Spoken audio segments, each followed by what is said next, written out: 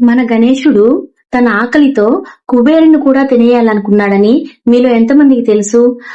మన కుబేరుడు తన ధనాన్ని గొప్పతనాన్ని చూపించుకోవడానికి విందు భోజనాలు అనేటివి ఏర్పాటు చేసి దేవతలని దేవుళ్ళని అందరినీ విందు భోజనాలకి పిలుస్తాడనమాట.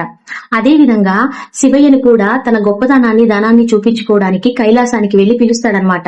మన కుబేరుడి యొక్క గర్వాన్ని శివుడు అర్థం చేసుకుని ఆ విందు భోజనానికి తన కుమారుడైనటువంటి గణేశుడిని పంపిస్తాడు.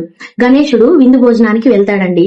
వెళ్ళిన తర్వాత మన కుబేర స్వామి తన ధనాన్నంతా గణేశుడికి చూపిస్తూ ఉంటాడనమాట. ఆ విధంగా చూపిస్తున్నప్పుడు మన గణేశుడు ఇవన్నీ నాకెందుకు, ముందు నాకు భోజనం పెట్టు అని అడుగుతాడనమాట. అలా అడిగిన వెంటనే గణేశుడికి విందు భోజనం ఏర్పాటు చేస్తారు. రకరకాల పదార్థాలు పెడుతూనే ఉంటారు. ఎంత పెట్టినా కానీ గణేశుడు వాటిని తినేస్తూనే ఉంటాడు.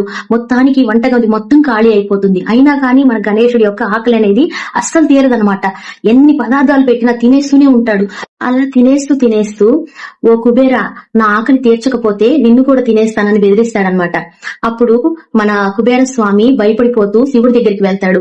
అప్పుడు పార్వతీదేవి ఇలా అంటుంది, కుబేరా, నీ గర్వాన్ని విడిచి ఈ ఒక్క ముద్ద ప్రేమతో గణేశుడికి ఇవ్వు అని. కుబేరుడు తను తప్పును గ్రహించి ఆ అన్నం ముద్దని తీసుకుని గణేశుడి వద్దకు వచ్చి గణేశ అని ప్రేమతో ఆ ముద్దని గణేశుడికి ఇస్తాడండి. అప్పుడు గణేశుడు ఆ అన్నం ముద్దని తిని ఆహా, నా ఆకలి తీరిపోయింది అంటూ మూషికం మీద ఎక్కి నవ్వుతూ కైలాసానికి బయలుదేరి వెళ్ళిపోతాడు.